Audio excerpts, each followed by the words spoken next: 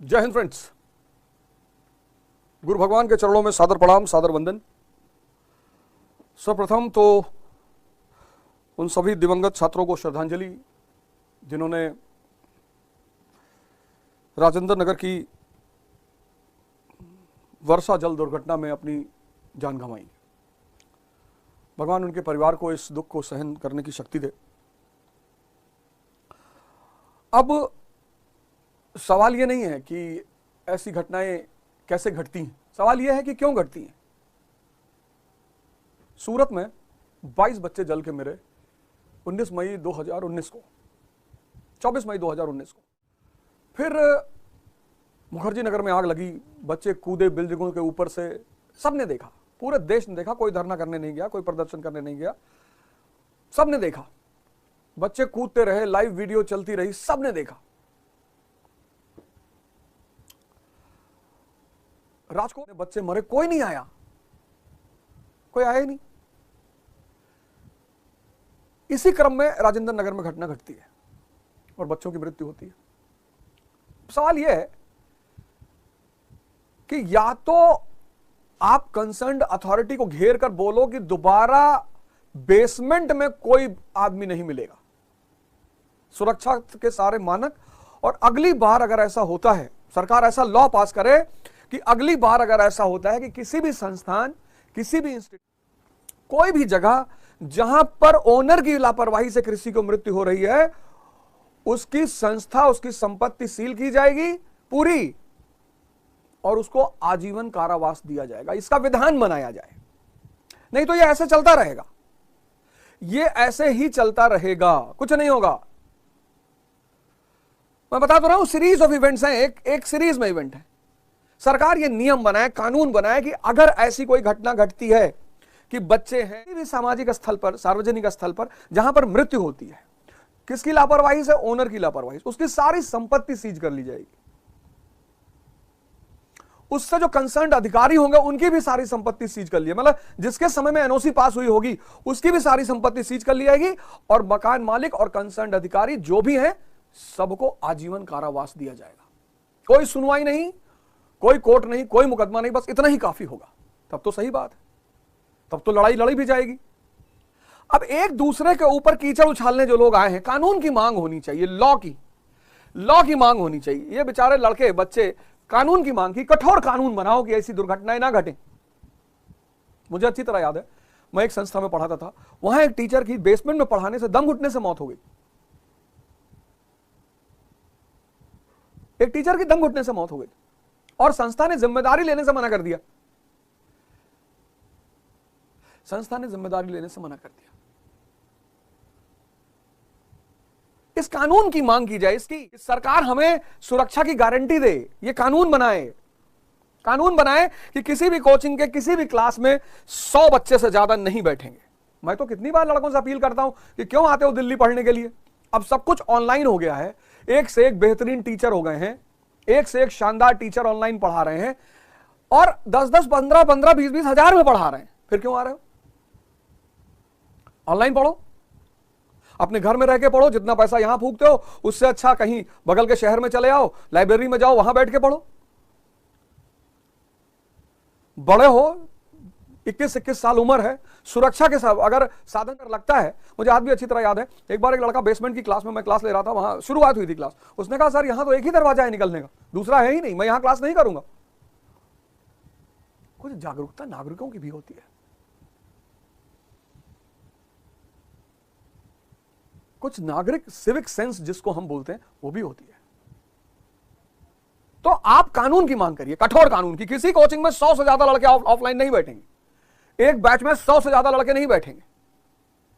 मेरी खुद की कोचिंग है, जो कोचिंग की मानकता अगर पूरी नहीं कर रहा है वो कोचिंग नहीं चलनी चाहिए। जो भी स्टैंडर्ड नहीं पूरा कर रहा है, सेफ्टी स्टैंडर्ड नहीं पूरा कर रहा है, वहां संस्थान चलना ही नहीं चाहिए।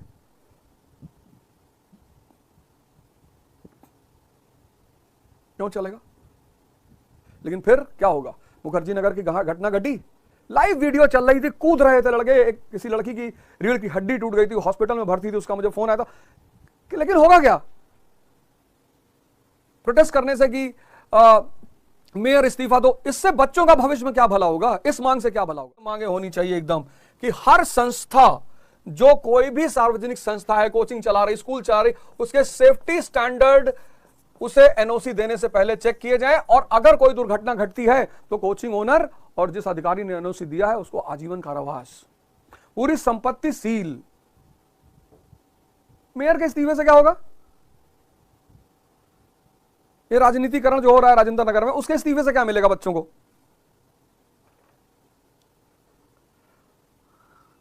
सीमित संख्या में बच्चे क्लास में बैठाए जाए, 100 स्टूडेंट्स बस, इससे ज्यादा नहीं, इससे ज्यादा बच्चे तो बैठाए ही ना जाए,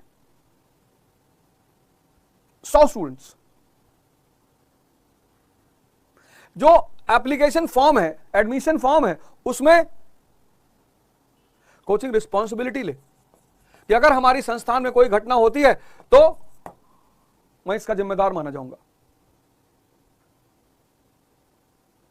तो मैं इसका जिम्मेदार माना जाऊंगा। डिक्लेरेशन फॉर्म में डिक्लेरेशन होना चाहिए कोचिंग जो चला रहे हैं उनके द्वारा।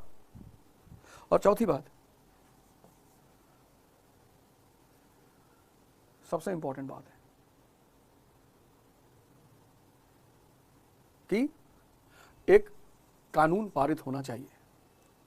यह है मांग, ये है बच्चों, ये बच्चों की मांग होनी चाहिए। ये नहीं कि मेयर को हटाओ और ऐसा करो वैसा करो, ये मांग होनी चाहिए। जो लोग आंदोलन कर रहे हैं उनको मेयर हटाने से कोई लेना देना नहीं। मेयर हट जाएगा, दूसरा मेयर आ जाएगा, क्या फर्क पड़ जाएगा? फिर आपको कोई वादा दे देगा, कमेटी बैठा देगा, फिर 6 महीने बाद तक कमेटी काम करेगी, फिर वही यथावत स्थिति बन जाएगी, फिर वही यथावत स्थिति बन जाएगी। उससे फायदा क्या होगा? ये मांगे अगर की जाए, जो लोग भी आंदोलन कर रहे हैं, अगर ये मांगे की जाए, ये हमारी मांगे हैं, ये अवध ओझा की मांगे हैं रक्षा के लिए, ये 4 मांगे, 4 सूत्रीय कार्यक्रम है। सेफ्टी स्टैंडर्ड पूरी, अगर पूरा नहीं कर रहा है संस्थान और कभी भविष्य में दुर्घटना होती है तो कोचिंग का ओनर या संस्थान का ओनर, स्कूल का ओनर, गेमिंग जोन का ओनर, जो भी ओनर है उसको और जिसने एनओसी दिया उसको आजीवन कारावास और पूरी संपत्ति कुर्क कर ली जाए। और ये 100 स्टूडेंट्स का बैच होना चाहिए, इससे ज्यादा नहीं होना चाहिए, ये तो मैं भी मानता हूं। 100 ये रिस्पॉन्सिबिलिटी और कानून। कोचिंग ओनर रिस्पॉन्सिबिलिटी ले, डिक्लेरेशन ले और कानून बनना चाहिए, तब जाके यह आंदोलन बनेगा। मेयर को हटाओ, ऐसा करो, इससे कुछ नहीं होगा। एक बढ़िया ड्राफ्ट बनाया जाए, क्योंकि लगातार घटनाएं घट रही हैं, उनसे बाहर निकलना होगा, तब जाकर कुछ होगा।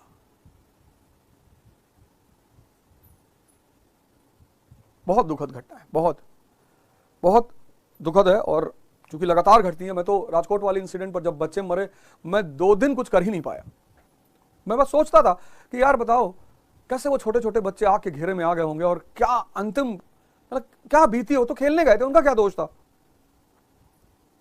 वो तो खेलने गए थे, उनका क्या दोष था? तो सभी छात्रों से मेरा हाथ जोड़कर निवेदन है कि उचित मांग करें, उचित मांग करें, इसका राजनीतिकरण ना होने दें, किसी राजनीतिक संस्थाओं का शिकार ना हो।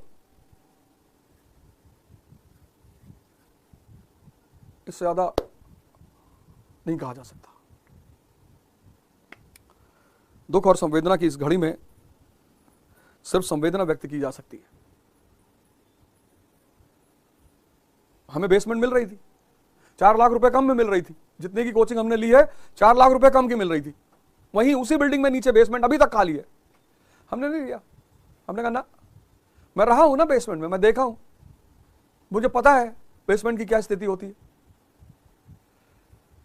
अगर इन मुद्दों पर बात नहीं रखी गई, आंदोलन नहीं किया गया, मांग नहीं रखी गई, कुछ नहीं होगा। फिर 6 महीने बाद सब यथावत आप यहीं चलते हुए देखना, सब यथावत फिर यहीं चलते हुए आप आके 6 महीने बाद देखना। ये जितने छात्र तुम आंदोलन कर रहे हो, ये सब आके देखना 6 महीने बाद सब ऐसे हुए चलता हुआ तुम्हें मिलेगा, कुछ भी नहीं बदलेगा। इसलिए इस 4 सूत्रीय मांगों को रखिए। ये जो मैं आपसे कह रहा हूं ना, इन 4 सूत्रीय मांगों को रखिए। जय हिंद, जय भारत।